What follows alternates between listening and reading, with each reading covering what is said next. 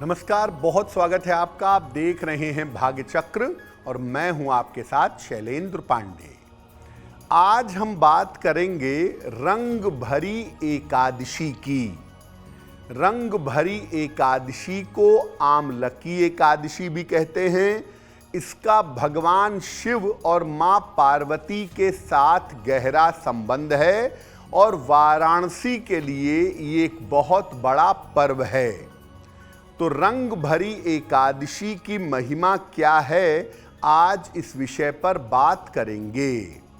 देखिए, हर एकादशी अपने आप में महत्वपूर्ण है, इम्पॉर्टेंट है, लेकिन साल की कुछ ऐसी एकादशियां होती हैं जिनका शास्त्रों में विशेष महत्व बताया गया है। आज हम एक ऐसी ही महत्वपूर्ण एकादशी की बात कर रहे हैं जिसका नाम है रंग भरी एकादशी। रंग भरी एकादशी क्या है, पहले ये जानते हैं। देखिए, फाल्गुन शुक्ल पक्ष की एकादशी को काशी में यानी वाराणसी में रंग भरी एकादशी कहा जाता है। इस दिन बाबा विश्वनाथ का विशेष श्रृंगार होता है और काशी में यानी वाराणसी में होली का पर्व काल आरंभ हो जाता है, होली की शुरुआत हो जाती है। पौराणिक परंपरा और मान्यता के अनुसार ऐसा मानते हैं कि रंग भरी एकादशी पर ही भगवान शिव माता पार्वती से विवाह के बाद पहली बार अपनी प्रिय नगरी काशी में आए थे। इस पर्व में भगवान शिव माता पार्वती के साथ नगर में निकलते हैं। शिव जी के गण उन पर और समस्त जनता पर रंग, अबीर और गुलाल उड़ाते हैं, खुशियां मनाते हुए सड़क पर चलते हैं। इस दिन से वाराणसी में रंग खेलने का सिलसिला शुरू हो जाता है और ये रंग खेलने का सिलसिला लगातार 6 दिन तक चलता है। ब्रज में होली का पर्व होलाष्टक से शुरू होता है और वाराणसी में ये पर्व एकादशी पर आरंभ हो जाता है। रंग भरी एकादशी पर वाराणसी में जो रंग खेलने का सिलसिला शुरू होता है वो लगातार 6 दिन तक चलता है और बनारस के लोग भगवान शिव को अपने घर का मानते हैं, अपने जीवन का मानते हैं। इसलिए पहले भगवान शिव के साथ होली खेलकर तब होली के पर्व का आरंभ करते हैं। रंग भरी एकादशी पर भगवान शिव को रंग, अबीर और गुलाल अर्पित किया जाता है और जीवन की, धन की तमाम समस्याओं को दूर किया जाता है। तो मुख्यतः रंग भरी एकादशी का पर्व ऐसा पर्व है जिस दिन आप भगवान शिव और माता पार्वती के साथ होली खेलते हैं और उनका असीम आशीर्वाद, उनकी असीम कृपा आपको प्राप्त होती है। आपको पहले बताया कि रंग भरी एकादशी पर भगवान शिव और मां पार्वती की पूजा करने से जीवन में संपन्नता आती है और आर्थिक समस्याएं दूर हो जाती हैं। तो किस प्रकार से भगवान शिव की उपासना करें रंग भरी एकादशी पर ताकि आर्थिक समस्या दूर हो जाए। प्रातः काल स्नान कर लीजिए 10 बजे के पहले और पूजा का संकल्प लीजिए कि आज मैं भगवान शिव और मां पार्वती की पूजा करूंगा या करूंगी। घर से एक लोटे में, एक पात्र में जल भर करके शिव जी के मंदिर जाएं, साथ में अबीर, गुलाल, चंदन और बेलपत्र भी ले जाएं। पहले शिवलिंग पर चंदन लगाएं और इसके बाद बेलपत्र और जल अर्पित करें। सबसे अंत में अबीर और गुलाल शिवलिंग पर चारों तरफ से चढ़ाएं और इसके बाद आर्थिक समस्याओं के समाप्ति की प्रार्थना करें।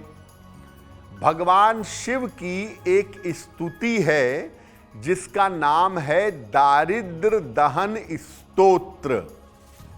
तो आप चाहें तो शिव जी को अबीर गुलाल अर्पित करने के बाद कम से कम 3 बार दारिद्र दहन स्तोत्र का पाठ करें और भगवान शिव और मां पार्वती से आर्थिक समस्या को, दरिद्रता को दूर करने की प्रार्थना करें।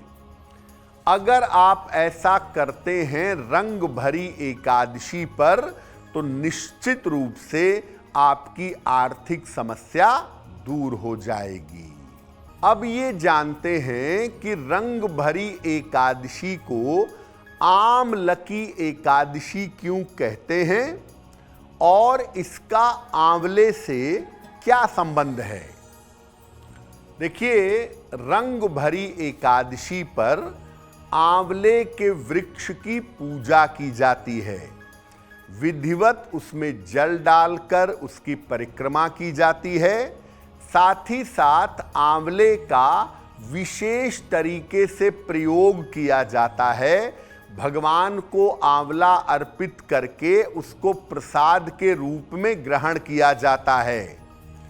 ऐसा करने से उत्तम स्वास्थ्य की और सौभाग्य की प्राप्ति होती है। चूंकि रंग भरी एकादशी पर आंवले की पूजा होती है, आंवले का विशेष प्रयोग होता है, इसीलिए इस एकादशी को आमलकी एकादशी भी कहा जाता है। आमलकी एकादशी पर भगवान को आंवला अर्पित किया जाता है, आंवले के वृक्ष की पूजा की जाती है और जीवन में संपन्नता का वरदान मांगा जाता है। हिंदू परंपरा जो है वो वृक्षों को, पशु पक्षियों को, नदी को, पर्वत को, सबको ईश्वर का स्वरूप मानती है और प्रकृति बची रहे, प्रकृति का संरक्षण होता रहे, इसके लिए अलग अलग वृक्षों की पूजा के नियम बताए गए हैं। तो आंवले का वृक्ष बड़ा उपयोगी होता है स्वास्थ्य के और जीवन के दृष्टिकोण से, इसीलिए ये वृक्ष सुरक्षित रहे। साल में 2 बार आंवले के वृक्ष की विशेष पूजा की जाती है, अक्षय नवमी पर और आमलकी एकादशी पर। अब ये जानते हैं कि रंग भरी एकादशी पर यानी आमलकी एकादशी पर आंवले के वृक्ष की पूजा कैसे करेंगे। प्रातः काल स्नान करके स्वच्छ वस्त्र पहनकर आंवले के वृक्ष के पास जाएं, आंवले के वृक्ष की जड़ में जल डालें, वृक्ष पर पुष्प, धूप और जरा सा नैवेद्य अर्पित करें। वृक्ष के निकट एक छोटा सा घी का दीपक जलाएं। इसके बाद हाथ में जल लेकर के वृक्ष की 27 बार या 9 बार परिक्रमा करें और जब परिक्रमा पूरी हो जाए तो ये जल वृक्ष की जड़ में डाल दें और इसके बाद सौभाग्य और स्वास्थ्य के प्राप्ति की प्रार्थना करें। आमलकी एकादशी पर अगर आप आंवले का पौधा लगाते हैं तो ये और भी ज़्यादा उत्तम होगा। ऐसा माना जाता है कि आमलकी एकादशी पर आंवले का प्रयोग करना, आंवले की पूजा करना और आंवले का पौधा लगाना जीवन में समृद्धि देता है। तो आप आमलकी एकादशी पर भगवान शिव और मां पार्वती की पूजा करें, उनके साथ रंग खेलकर होली का आरंभ कर दें अब, और आंवले के वृक्ष की पूजा करें तथा एक आंवले का पौधा जरूर लगा दें। अब वक्त हो गया है ऐसा क्यों जानने का। ऐसा क्यों में हम आपके मन की तमाम जिज्ञासाओं को शांत करने का प्रयास करते हैं।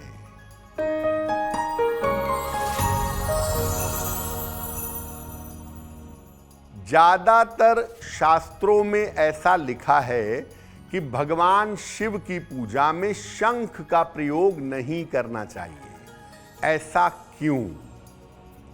देखिए, पहले के समय में पुराण में कथा आती है कि शंखचूर्ण नामक दैत्य था। भगवान शिव ने शंखचूर्ण का वध किया था और उसमें भगवान विष्णु ने उसकी पत्नी वृंदा के साथ छल किया था, जो बाद में तुलसी हो गई। तो शंखचूर्ण मृत्यु के बाद जिस चीज में रूपांतरित हुआ वो शंख थी, और भगवान शिव ने शंखचूर्ण का वध किया था, इसलिए उनकी पूजा में सामान्यतः शंख का प्रयोग नहीं किया जाता है। अगर आप मुझसे जुड़ करके अपनी समस्याओं का समाधान चाहते हैं और चाहते हैं कि आपकी समस्याओं को ज्योतिष के माध्यम से सुलझाया जाए, तो आप हमसे संपर्क कर सकते हैं, जुड़ सकते हैं एस्ट्रो तक पर।